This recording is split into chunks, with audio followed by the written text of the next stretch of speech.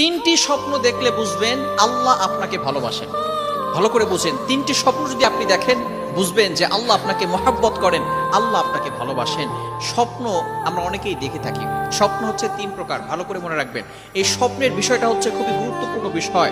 অনেকে স্বপ্নকে বিশ্বাস করতে চায় না, এটাকে অস্বীকার কোনোই অবকাশ নেই। কারণ আল্লাহ রাসূল সাল্লাল্লাহু আলাইহি সাল্লাম স্বপ্ন দেখেছেন এবং স্বপ্নের মাধ্যমে আল্লাহ রাসূল সাল্লাল্লাহু আলাইহি সাল্লামের কাছে ওহী এসেছে এবং আল্লাহ রাসূল সাল্লাল্লাহু আলাইহি সাল্লাম নিজে বলেছেন যে স্বপ্ন হচ্ছে 46 ভাগের এক ভাগ। সুতরাং আমরা স্বপ্ন অনেকেই দেখে থাকি। এই স্বপ্ন হচ্ছে তিন প্রকার। একটা হচ্ছে ভালো স্বপ্ন, এই ভালো স্বপ্ন এটা আল্লাহ তাআলার পক্ষ থেকে আসে। দ্বিতীয়টা হচ্ছে খারাপ স্বপ্ন, এটা শয়তানের পক্ষ থেকে আসে। সুতরাং আরেকটি হচ্ছে ইচ্ছা স্বপ্ন, অর্থাৎ আপনি সারাদিন যে কাজগুলো করছেন এগুলো আপনি সেগুলোই রাতের বেলা স্বপ্ন দেখছেন। সুতরাং ভালো স্বপ্নগুলো আল্লাহ তাআলার পক্ষ থেকে আসে। তিনটি স্বপ্ন যদি আপনি দেখেন মনে করবেন যে আল্লাহ আপনাকে ভালোবাসে।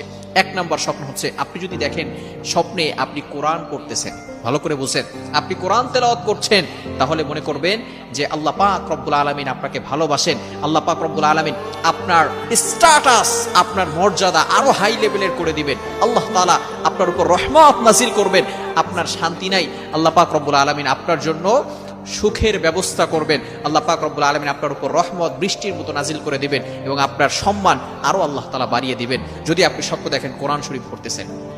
নাম্বার 2, দ্বিতীয় নাম্বার স্বপ্ন হচ্ছে যদি আপনি দেখেন আপনি গোসল করতেছেন, তাহলে মনে করবেন যে আল্লাহ পাক রব্বুল আলামিন আপনাকে ভালোবাসেন। কেননা যে গোসল করার মাধ্যমে আমরা শরীরের যে দুর্গন্ধগুলো আছে, শরীরের যে ময়লা আছে, এগুলো আমরা গোসলের মাধ্যমে পরিষ্কার করে ফেলি, পরিচ্ছন্ন হয়ে যায়। সুতরাং আপনি যদি এই স্বপ্ন দেখেন, যে আল্লাহ মুহাম্মদ ইবনে সিরিন রাহমাতুল্লাহি আলাইহি উনি বলে দিয়েছেন, এর ব্যাখ্যা হচ্ছে আল্লাহ পাক রব্বুল আলামিন আপনাকে পবিত্র করতে চাচ্ছেন।